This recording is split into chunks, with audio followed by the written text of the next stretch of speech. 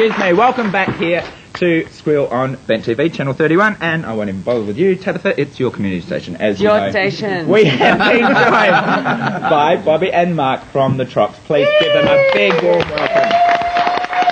Thank you.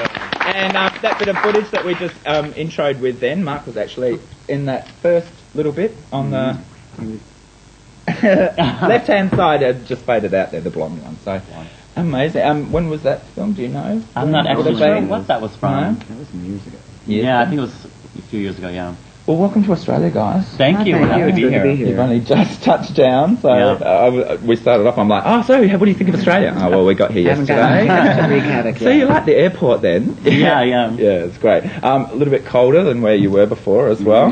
You brought your winter woolies down with you? No, actually. Oh, well, you're in the fashion capital as well, so you can go shopping while you're Anderssen, the fashion capital.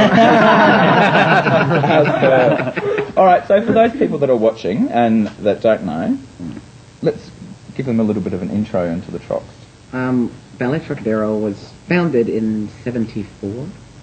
Yeah, I think. That's what I'm trying not to look at the paper. By a couple of ex-dancers who were looking to kind of have a little bit of fun with ballet. And so what they did was, it started in an old loft in the East Village. And so after, City Ballet would have a big show, or maybe American Ballet Theater, all of those dancers, and I mean big-time name dancers in the dance world back then, would come. And this was their way to sit back and relax and chill out, because it was a whole farce, and the whole evening of what they probably would have just done. Like, for instance, if there was a famous ballerina in town and they'd do a version of something, someone would pick out and exaggerate a major habit of this ballerina, so everybody knew.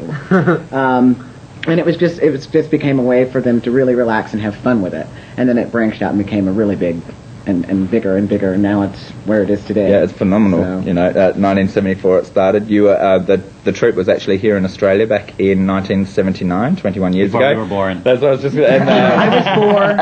Yeah, none of the original members are in the cast. I was going to say, good knee joint. Down after 21 years to still be doing that. Do any of the original members have anything to do with it, or do they come and see you guys perform? Occasionally, you find them here and there. I mean, some of them unfortunately have passed on.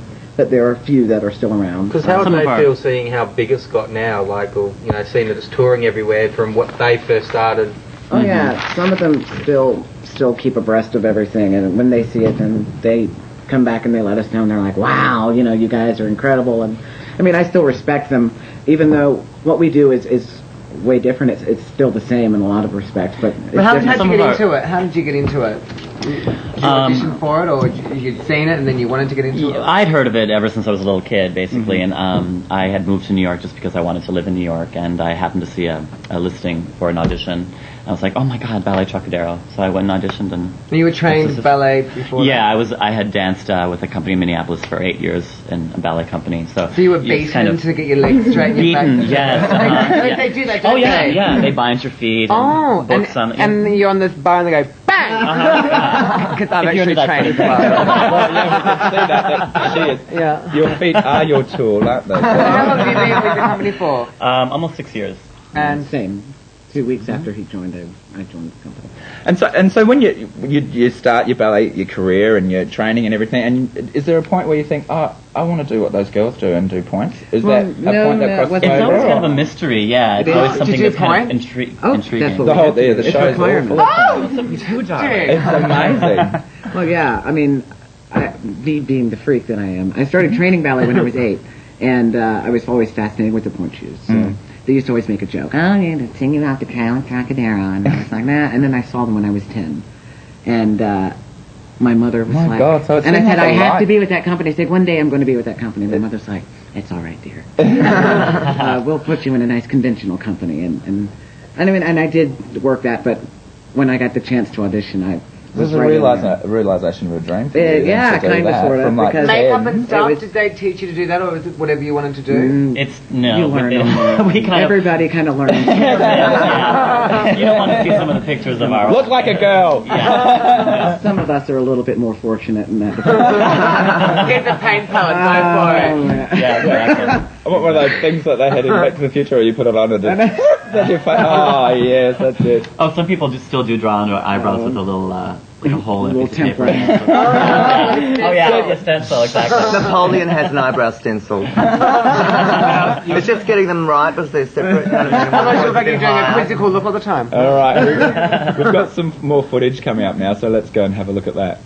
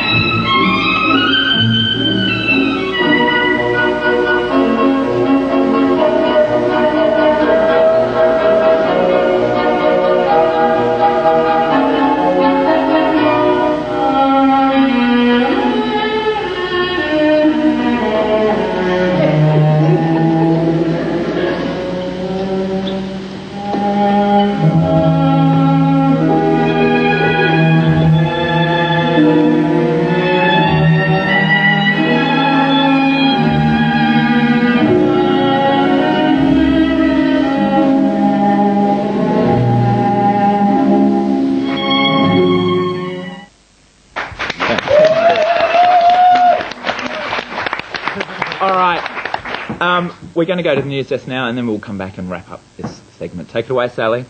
Thanks, Paul. In a wrap-up of the good, the bad and the ugly, and I'm not sure which one of those is Tabitha Turlington from the world of international GLBTI news.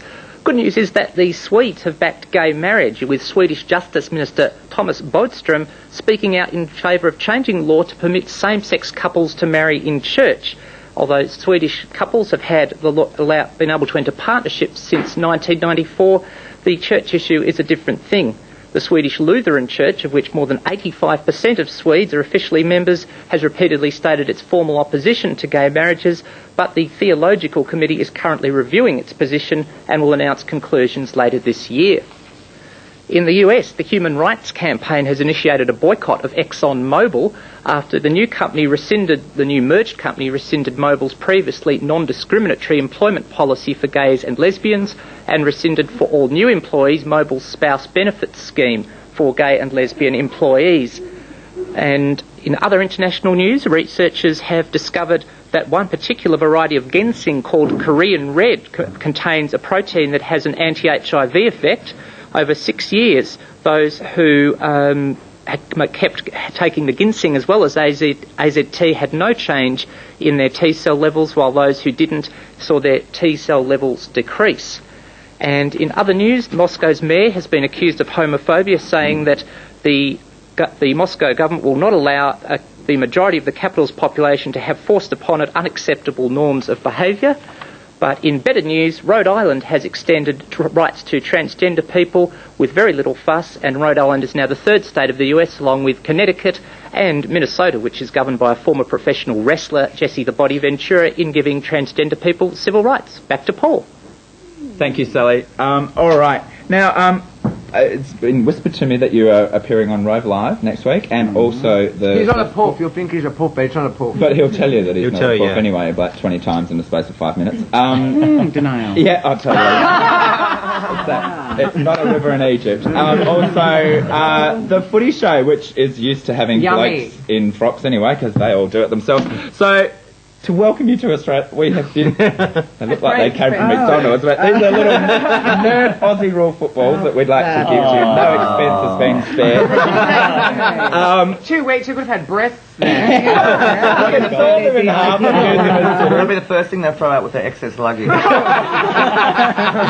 Now, the 2nd to the 11th of next month, at the Victorian Arts Centre. You can get your tickets from Ticketek. There is also a website which is www.troccadero.org that you can get information from there. Get down and see it. When you'll be sorry. You will be sorry. Ticketmaster. Ticketmaster, what did I say? Ticketek. That's because of... Because you want to tick the tech, but you got to ticket the master. Not the master of the ticky-ticky. Ticky-tacky, little boxes of ticky-tacky. I just like drawing it out because it drives you insane. All right, when we come back, we have Lauren Christopher from the Seahorse Club. Thank you both for coming. Good luck!